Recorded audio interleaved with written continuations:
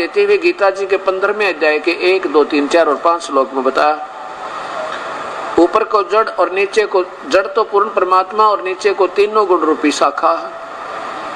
कौन से गुण? रजगुण ब्रह्मा, सतगुण विष्णु, तम गुण शिव जी।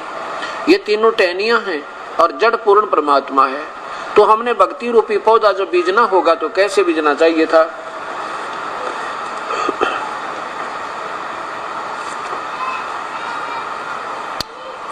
अब देखिएगा, ये ऊपर को जड़ वाला, नीचे को तीनों गुण रूपी शाखा वाला।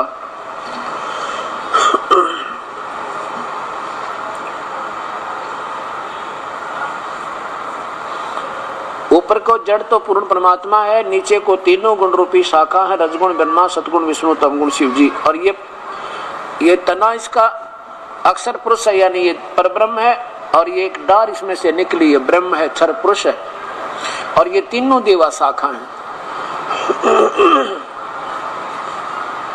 गीता जी के 15वें अध्याय में, गीता जी के 15वें अध्याय के 7 से लेकर 7वें अध्याय के 12 से लेकर 15 तक श्लोक में ये मना किया है कि तीनों गुणों की पूजा नहीं करनी चाहिए, ये मूर्ख लोग करते हैं। और उनको क्या संज्ञा दी है परमेश्वर ने?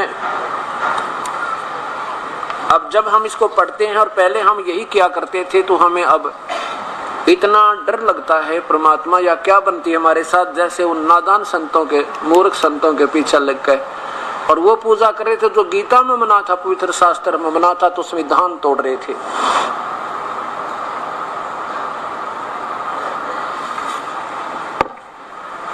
अब देखिएगा, तीनों गुण, रजगुण ब्रह्मा है, सतगुण विष्णु। देखो पुण्यात्माओं, एक बच्चा स्कूल में पढ़ता है और सारा वर्ष वही सिलेबस बार बार रिवाइज करता है, और जो ध्यान पूर्वक उसको बार बार करता है तो सफल हो जाता है। तो ये पहली पढ़ाई शुरू हुई है आपकी, इसमें जितनी बार सुनोगे उतना ही आनंद आना चाहिए और ज्यादा इंटरेस्ट होना चाहिए। वही रोजाना पढ़े को आया करते टीचर, पहले रोज करने पड़ते थे, सुबह आते ही शाम ले भी। देखो नीचे देखिएगा, तो ऐसे इसको बार बार रटना पड़ेगा, क्योंकि आप विद्यार्थी सिलेक्ट हो गए इस प्रभु के पानी वाली, यानी यूनिवर्सिटी में, स्कूल में। अत देवी भागवत महा भागवतम सभाष्टीकम सहमातम खेमरा श्री कृष्ण दास प्रकाशन बम्बई। इसके तृतीय सकंद में देखिएगा, रजगुण ब्रह्मा है, सतगुण विष्णु, तमगुण शिव जी। अत श्री देवी भागवते भाषा टीका युक्ते तृतीय सकंद प्रारंभते। ये दूसरा ऊपर समाप्त हुआ, तीसरा आज यहाँ प्रारंभ हुआ। इसमें ये 7वां श्लोक है, खत्म हुआ 8वां। हे माता, यदि हमारे ऊपर आप सदा दया युक्त हो तो हमको तमोगुण में, शंकर जी कह रहे हैं, मुझे आपको तमोगुण किस प्रकार प्रदान किया, ब्रह्मा रजोगुण और हरि सतगुण क्यों बढ़ा दिया? अब देखो नीचे 8वां संस्कार देखो, यदि दया धर्मना नसदाम्बिक के कथम अहम विहिता च, अहम माने मैं, तमोगुण बना दिया। क्यों तमोगुण बनाया? विहिता माने बनाया, प्रदान कर दिया। कमल जय, कमल से उत्पन्न होने वाले अर्थात ब्रह्मा जी को रजोगुण संभव, रजोगुण बना दिया। क्यों बना दिया? और सुविहित किमु सतोगुण हरि, और विष्णु को आपने सतोगुण क्यों बना दिया? इति सिद्धम के रजगुण ब्रह्मा है, सतगुण विष्णु, तमगुण शिव जी। अब इसके साथ साथ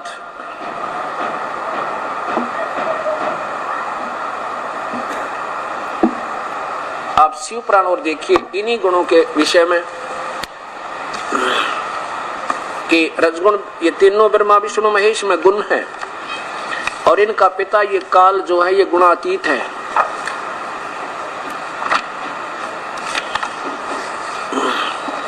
ये श्री शिव महापुराण गीता प्रेस गोरखपुर से प्रकाशित।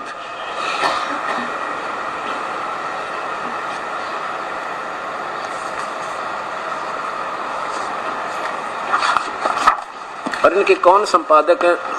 हनुमान प्रसाद पोदार। और कहां से ये मुद्रित है, यानी छपी है? गीता प्रेस गोरखपुर से। अब यहां देखिएगा, पहले तो ये भी दिखाएं कि ये काल जो है इसी को सदाशिव भी कहते हैं। और ब्रह्मा विष्णु महेश की माता दुर्गा है।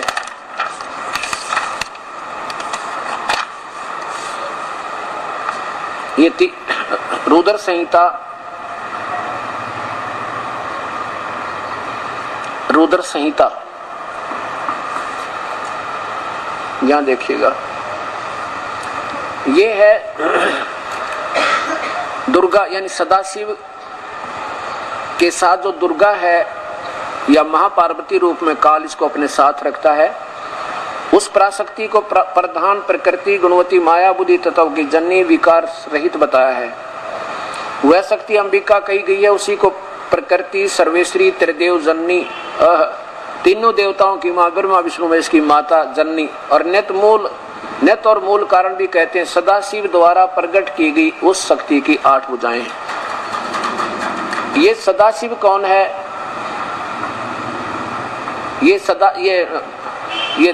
कौन है? ये दुर्गा न, ये त्रिदेव जननी कौन है? ये दुर्गा है।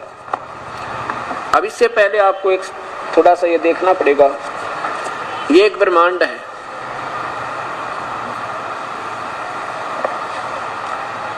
इस ब्रह्मांड को देखिए, इस ब्रह्मांड में इस काल भगवान ने ज्योति निरंजन ने सदाशिव ने एक ये गुप्त स्थान बनाया है, इसको कहते हैं ब्रह्मलोक। और इसमें एक तो रजोगुण प्रधान क्षेत्र, इसमें ये स्वयं काल जो है ज्योति निरंजन स्वयं महाब्रह्मा रूप में रहता है और अपनी पत्नी दुर्गा शेरा वाली को महासावित्री रूप में रखता है। यहाँ जो पुत्र उत्पन्न होता है उसको रजोगुण बनाकर और नाम ब्रह्मा रख देता है। ये काल ऐसा, इसने ऐसा सिस्टम बनाया है।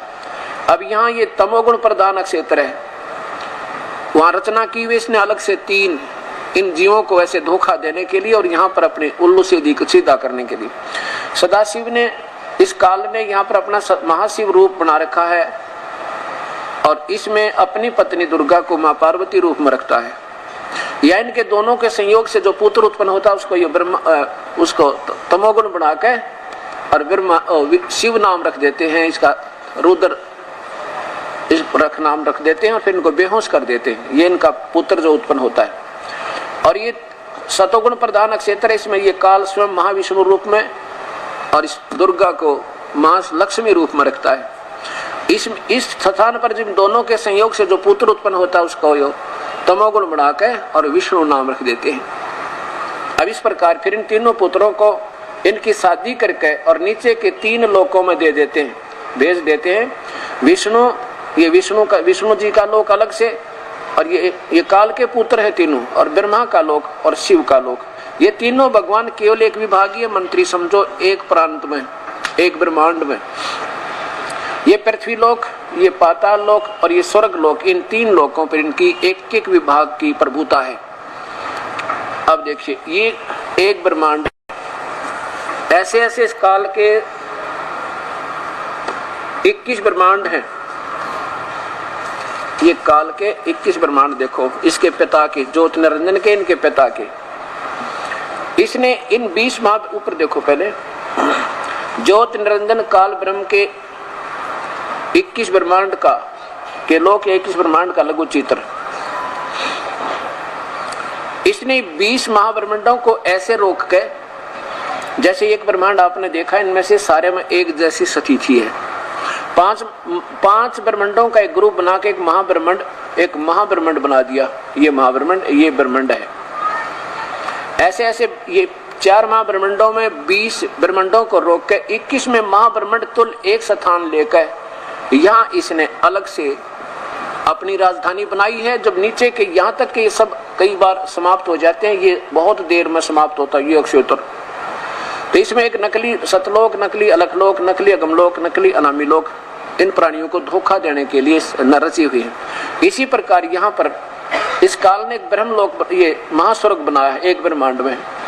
इसमें भी आगे जाके ऐसे एक नकली सतलोक, अलखलोक, अगमलोक, अनामी लोक की रचना इस जीवों को हर ब्रह्मांड में धोखा देने के लिए। और जब ये 20 ब्रह्मांडों का विनाश हो जाएगा, फिर इनको धोखा देने के लिए यहाँ रच रखे। और ये सोचते हम सतलोक पहुंच गए, बस मान ले पिछली किसी की पुण्य कमाई है ऋषि की, अब तो ये शास्त्र विरुद्ध कर रहे हैं, अब तो सीधे नरक में जाएंगे। पिछली फिर भी कोई कमाई किसी की बची हुई होगी तो उनको यहाँ छोड़ देगा और 12 को यहाँ सेलेक्ट कर लेगा वो। अभी ये 12 को तो यहाँ भेज दिया, बाकी और 12 यहाँ सेलेक्ट कर लिए अगले कलयुग में उनको यहाँ दुखी भ्रमित करने के लिए चारों युगों में भरमाता रहेगा। अब ये 21 ब्रह्मांड काल के ब्रह्म के, ब्रह्मा विष्णु महेश के पिता के, और ब्रह्मा विष्णु महेश केवल एक ब्रह्मांड में एक विभाग के मंत्री हैं। अब देखो स्थिति पूर्ण स्थिति पूर्ण ब्रह्मांडों की। ये पूर्ण ब्रह्म है, एक सतलोक का मालिक, असंख्य ब्रह्मांडों का कुल स्वामी, और इसी के अंतर्गत ये अलखलोक, अगमलोक और अनामी लोक, ये स्वयं ही इनका सबका कंट्रोलर। इनका नाम कबीर देव है। और इस परमात्मा के अंतर्गत कौन कौन आते हैं? ये 21 ब्रह्मांड ज्योति निरंजन काल के, ये 7 संग ब्रह्मांड ब्रह्म परब्रह्म के, ये ब्रह्म है, ये परब्रह्म, ये पूर्ण ब्रह्म, ये अक्षर पुरुष, ये अक्षर पुरुष, ये परम अक्षर पुरुष, और ये ईश, ये ईश्वर, ये परमेश्वर। ये परमेश्वर के अंतर्गत यानी पूर्ण ब्रह्म के अंतर्गत ये सारे ब्रह्मांड आते हैं। तो अब देखो इस ब्रह्मा विष्णु महेश की क्या स्थिति है और ये कितना राहत आपको दे सकते हैं। ये स्वयं नाशवान है, अजरो अमर नहीं है, ये अपनी आप ही देवी भागवत महापुराण में स्वीकार करते हैं। अब देखिएगा देवी भागवत आपको, अब देखिएगा ये आपको दिखाते हैं, पीछे कर लिया कहते हैं। ये शिव महापुराण जिससे प्रसंग चल रहा था, अब आपके समझ में आओगी ये काल जो है स्वयं सदाशिव कहलाता है। यही शिव महापुराण जो अभी आपको दिखाया था और गीता प्रेस गोरखपुर से प्रकाशित है, इसका रुद्र संहिता ये काल भी कहलाता है। और नीचे आओ उधर, वहीं से फिर ये जो काल के साथ दुर्गा रहती है जो सदाशिव। अब ये शिव महापुराण कहाँ से प्रारंभ हुई? इस काल से, सदाशिव से, ज्योति निरंजन से, ब्रह्म से, और समाप्त होती है इसके पुत्र त्रिलोकीय पुत्र शिव की लीलाओं पे। अब ऐसे समझना, अब ये दुर्गा की महिमा है, या महापार्वती समझो चाहे दुर्गा समझो, उस पराशक्ति को प्रधान प्रकृति गुणवती माया बुद्धि तत्व की जननी विकार रहित बताया है। वह शक्ति अंबिका कही गई है, उसी को प्रकृति शब्द याद रखना, गीता के 14वें अध्याय के अंदर काम आओगा कि प्रकृति मेरी पत्नी है, काल कहता है, और मैं इनका पिता हूँ, और इसी से तीनों गुण रजगुण ब्रह्मा सतगुण विष्णु तम गुण शिव जी की उत्पत्ति हुई है। सर्वेश्वरी और त्रिदेव जननी ब्रह्मा विष्णु महेश की माता है। नित्य और मूल कारण भी कहते हैं, सदाशिव द्वारा प्रकट की गई उस शक्ति की 8 भुजाएं हैं। ये भी स्पष्ट कर दिया कि 8 भुजाएं हैं, कोई शंका में ना रह जाए। आगे देखो, अब ये जो सदाशिव यानी काल हैं, वे उनको परम पुरुष ईश्वर शंभु, शिव शंभु और महेश्वर भी कहते हैं। वे अपने सारे अंगों पर भस्म रमाए रहते हैं। उन काल रूपी ब्रह्म ने, अब इसको काल भी कहते हैं और ब्रह्म भी कहते हैं, ब्रह्म ने एक समय शक्ति के साथ, ये नाथ नहीं है, इस मिसप्रिंट है, साथ शिवलोक नामक अक्षेत्र का निर्माण किया था, यानी तमोगुण प्रधान अक्षेत्र बनाया था। उसको उत्तम काशी कहते हैं, वो सब पे ऊपर विराजमान है। वे प्रिया और प्रियतम दोनों पति पत्नी के रूप में, शिव और ये महाशिव रूप में ये काल, और महापार्वती रूप में दुर्गा, पति पत्नी के रूप में वहां रहते हैं। या नीचे लाओ, देवर से एक समय उस आनंद वन में रमण करते हुए शिवा यानी दुर्गा के और शिव इस काल के मन में इच्छा हुई कि किसी दूसरे बेटे की उत्पत्ति करें, पुरुष की उत्पत्ति करें। यो विचार करके, ऐसा निश्चय करके शक्ति से सर्वव्यापी परमेश्वर शिव ने अपने वाम भंग के 10वें अंग पर अमृत मल दिया, अर्थात पति पत्नी व्यवहार से किया। तो फिर वहां से एक पुत्र उत्पन्न हुआ, एक बच्चा हो गया। उसका नाम क्या रखा? ये देखिए, शिव ने कहा वत्स व्यापक होने के कारण तुम्हारा विष्णु नाम विख्यात हुआ, यानी सदाशिव काल से विष्णु की उत्पत्ति। आगे देखो, ब्रह्मा जी बोल रहे हैं इस पुराण को, तो अपने पुत्र नारद को कहते हैं कि तत्पश्चात कल्याणकारी परमेश्वर शाम सदाशिव ने पूर्ववत जैसे विष्णु उत्पन्न किया, तो मुझे भी उसी प्रकार से मेरी भी उत्पत्ति की, अर्थात मुझे भी उत्पन्न किया। महेश्वर ने मुझे भी उत्पन्न किया। अब देखिएगा, इससे सिद्ध हो गया कि ब्रह्मा विष्णु महेश के माता पिता हैं। दुर्गा तो इनकी माँ है और काल इनका पिता है। और अब ये असमंजस में पड़ गया ये इस शिव पुराण का राइटर लेखक के शिव से शिव की उत्पत्ति कैसे लिखूं, जो गोलमोल कर दिया। यहाँ तो कर दिया, अब वो छठा अध्याय चल रहा था, अब 9वें अध्याय में देखो आपका क्लियर कर दिया, स्पष्ट कर दिया। ये 9वां अध्याय समाप्त हो गया। यहाँ देखो, इस प्रकार ब्रह्मा विष्णु और रुद्र इन 3 देवताओं में गुण हैं, परंतु शिव गुणातीत माने गए। अब ये 3 तो ब्रह्मा विष्णु महेश, इनमें गुण, और ये काल, ये शिव कौन है, ये काल, ये इनसे न्यारा रहता है। अभी आपके सामने आया था कि वो काल इनसे अलग रहता है। अब ये क्या सिद्ध हुआ कि ब्रह्मा विष्णु महेश के माता पिता हैं, और साथ में ये अविनाशी नहीं है, अजरो अमर नहीं है, ये तो नासवान है।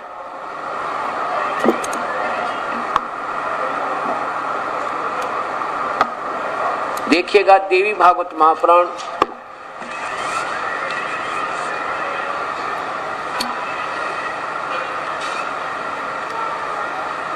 गीता प्रेस गोरखपुर से प्रकाशित, इनके अनुवाद करता यानी संपादक हैं हनुमान प्रसाद पोदार चिमन लाल गोस्वामी, और गीता प्रेस गोरखपुर से इसके मुद्रित है। इसके तीसरे स्कंद में केवल थोड़ा सा दिखाऊंगा कि ये कहता, भगवान विष्णु कहता कि मैं अजरो अमर नहीं हूं, हम तो नासवान हैं, और केवल माता तू ही अविनाशी है।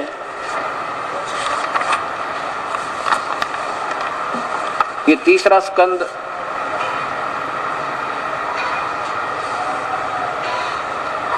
विष्णु जी कह रहे हैं अपनी माता दुर्गा को, तुम शुद्ध स्वरूपा हो, यह संसार तुम इसे उद्भासित हो रहा है।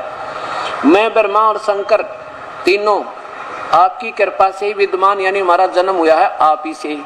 हमारा तो आविर्भाव माने जन्म, तिरोभाव मन मृत्यु होता है, केवल तुम ही नित्य हो, जगत जननी हो, प्रकृति और सनातनी देवी हो।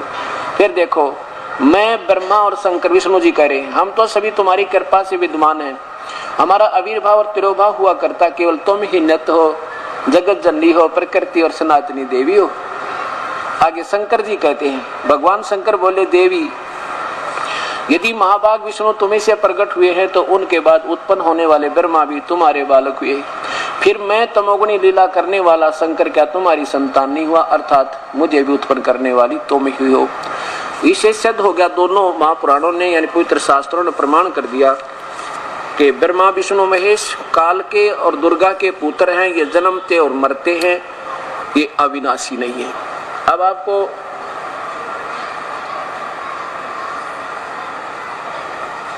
एक महापुरुष का विवरण दिखाता हूं।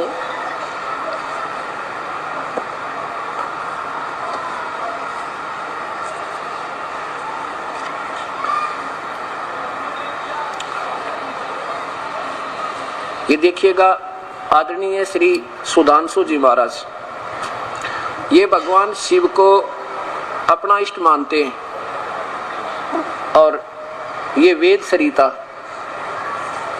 इसके प्रश्न नंबर 113 पे चलिए। ये क्या कहते हैं, ये क्या कहते हैं, पंख पर। अब इन महापुरुषों के ये लतीफेदार डायलॉग हैं, ये जीव को आकर्षित करते हैं। पाप पंख में खिलते कमल, जैसे फिल्मी डायलॉग होते हैं ना, इस तरह। अब क्या बताते हैं देखिएगा, इस भगवान शिव के बारे में, जो स्वयं वो तो कहते हैं मैं नासवान हूं, और ये क्या कहते हैं, हे सच्चिदानंद घन स्वरूप, हे अजन्मा, तेरा कोई जन्म नहीं, तेरी माता पिता नहीं, अनंत निर्विकार सर्वधार सर्वेश्वर सर्वव्यापक अभय सर्वांतर्यामिन, हे अजर अमर नित्य पवित्र शुद्ध बुद्ध मुक्त स्वभाव, संसार के कण कण में जर्रे जर्रे में बसने वाले प्रभु, इस संसार के प्रत्येक पदार्थों में, प्रत्येक वस्तु में, हर स्थान पर मैं आपकी महिमा, आपके नियम, आपकी व्यवस्था कार्य कर रही है। अब क्या हो गया, अब देखो, अब ये क्या बताते हैं, वेद में कहते हैं भगवान शिव की पूजा बताई है। ये कौन है वो शिव, देखो क्या कहते हैं, ये शिव ही मृत्युंजय है। मृत्युंजय माने अजरो अमर, जिन्होंने मृत्यु जीत रखी है, कभी नहीं मरेंगे। और अब देखो, ये ऊपर देखो पूरा ये शिव जी वही काल के पुत्र। नीचे देखो, हे भगवान शंकर, मंगल दाता, कल्याण प्रद, सौभाग्य को देने वाले आशुतोष जो शीघ्र प्रसन्न हो जाएं। भगवान शंकर ने अपने माथे पर चंद्र को धारण किया है, प्रतीक है शीतलता का। जीवन में आगे बढ़ने के लिए आवश्यक है कि माथे पर शीतलता रहे, लेकिन भगवान शंकर ने गले में सर्पों की माला डाली है। गले में सर्प उनका आभूषण है। यह इस बात का प्रतीक है कि जीवन में वे लोग भी हैं जो विषैले लोग हैं। प्रेम ही उनकी ऐसी चीज है, एक ऐसी चीज है जो संसार को बांध सकता है। प्रेम में का व्यवहार अगर संसार में किया जाए तो विषैले लोग भी व्यापक आपके गले में क्या आभूषण बन सकते हैं। भगवान शंकर का एक रूप और भी है। जब उन्होंने महादेव कहा गया, समुद्र मंथन में के अवसर पर जिन्होंने अमृत पिया था, उससे वे देव उससे सब के देव कलाए, और लेकिन भगवान शंकर ने विष पिया था, वे महादेव कहलाए। आगे देखो, शंकर भगवान सबके कल्याण की कामना करते हैं, सबको समृद्धि देते हैं, लेकिन स्वयं त्याग से युक्त हैं। इसलिए उस मंगलमय प्रभु को याद करते हुए श्रद्धा भाव से हमेशा उनका नाम उच्चारण कीजिए, यानी उन्हें की जाप कीजिए। अब यहाँ देखो,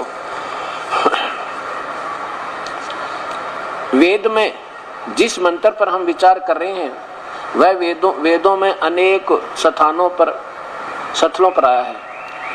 जन समाज इस मंत्र को श्रद्धा भाव से महामृत्युंजय मंत्र के रूप में याद करता है। भगवान ने हमें इस मंत्र में जीवन की महान शिक्षा दी है। वेद के ऋषियों ने अपने भगवान के समक्ष श्रद्धा भाव से की कामना की। नीचे देखो, भक्त कहता है कि मैं संसार के स्वामी महेश्वर भगवान का इनकी सोच देखो, वेदों में कहते हैं मैं महेश्वर भगवान, ये काल के पुत्र को भगवान का ध्यान करता हूँ। जिनका ध्यान, जिनकी साधना, जिनका आशीर्वाद मनुष्य को पुष्टि प्रदान करता है, अर्थात जिसे व्यक्ति को फलदाता फलता है, सुगंधित कीर्ति आदि करता है। आगे देखो, नीचे देखो, उन्नति दें और मेरी कीर्ति संसार में फैले। भक्त कहता है, हे भगवान शंकर, हे भगवान, मुझे संसार से बंधनों से ऐसा मुक्त कर दो जैसे डाली पर लगा हुआ फूल फल पकने पर के बाद अपने आप उससे मुक्त हो जाता। इसी प्रकार मैं संसार से, मैं ज्ञान से, वैराग से, विवेक से पक कर जीवन की डाली से मुक्त हो जाऊं। अब आगे देखो, मृत्यु से दुख, मृत्यु से यानी मुझे मृत्यु से भी दुख दूर कर देगा। मेरा जन्म मरण नहीं होगा आपकी कृपा से। दुख से मुझे मुक्त करना, मुझे जन्म मरण से तो दुख दूर कर देना, फिर मैं ना मरूं। मृत्यु से, दुख से तो मुक्त करना, लेकिन अमृत से नहीं, अपने अमृत धाम से भगवान मुझे दूर नहीं करना। अमृत धाम माने जो कभी ना मरने वाला अमर लोक, उस शिव के लोक को ही अमर लोक है। और शिव जी आपका मैं नासवान, हमारा जन्म मृत्यु होता, हम तो सताई है नहीं। तो ये